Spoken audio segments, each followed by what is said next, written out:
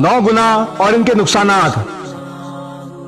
Number 1, जिस गुनाह से उम्र कम होती है वो है मां से बदसलूकी करना। नंबर 2, जिस गुनाह से इंसान पर लानत होती है वो है झूठ बोलना। नंबर 3, जिस गुनाह से दुनिया ही में पकड़ होती है वो है जुल्म करना। नंबर 4, जिस गुनाह से रिज़्क तंग हो जाता है वो है जिना करना। नंबर 5, जिस गुनाह से पर्दा फाश हो जाता है वो है नशा करना। नंबर 6, जिस गुनाह से पूरी इंसानियत तबाह हो जाती है वो है कत्ल करना। नंबर 7, जिस गुनाह से नेमतें छीन ली जाती हैं वो है तकब्बुर करना।